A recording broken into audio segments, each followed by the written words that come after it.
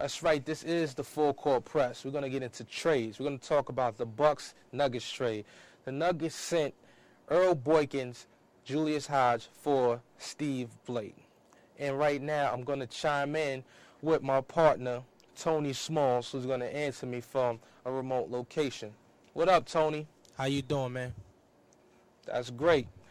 I want to say right now that so far with this trade, it seems to have worked out for both teams. Earl Boykins doing great, and Steve Blake has been doing excellent as a point guard for the Denver Nuggets. I wanted to ask you, what did you think when you heard of this trade? What went through your mind exactly when you heard this trade? Well, first off, let me just say that when I heard of this trade, I thought the Denver Nuggets were on something because Earl Boykins has been a great catalyst offensively off the bench for the Denver Nuggets, so it shocks me that they would actually send him away. But in Steve Blake, you get a natural point guard, and hopefully he can resurrect his career. So far, it seems that it may work, but we won't know until everybody's back and healthy.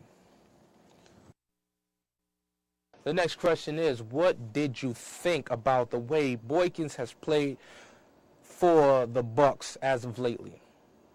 As far as Earl Boykins, Michael Redd is out, Bobby Simmons is out, Charlie Villanueva is out, Mo Williams is out. The team is hurting. They're looking for an identity. So Boykins comes in with almost a clean slate and his availability to just fit in and take over the offense. And at this point, I think he will definitely demand minutes even when everybody comes back because he can score in bunches, he can heat up, he can hit clutch shots, he can take over a team even for such a small guy on the court.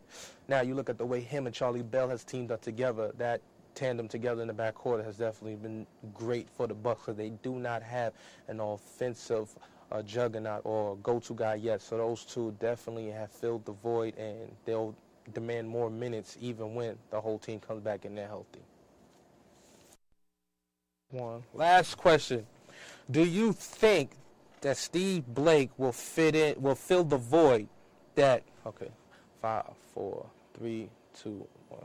Last question: do you think that Steve Blake will fill the void that Earl Boykins has left behind, as far as hitting clutch shots and providing points off the bench?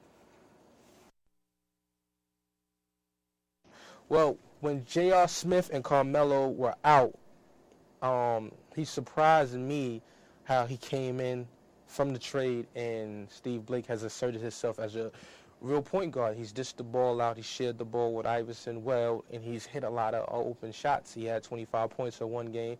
So Blake definitely plays well, and I'm looking for Blake to continue to distribute the ball even when everybody comes back.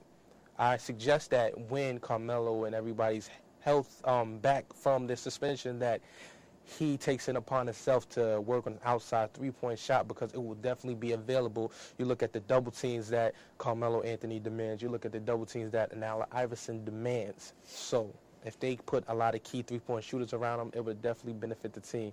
I don't know if they'll be as great as the Spurs or Mavs or Phoenix, but they'll definitely be a contender in that conference. Well, I hear that, and I thank you for your time. I just want to say we'll see you again soon. We're going to get into the next topic, which is half-court trap.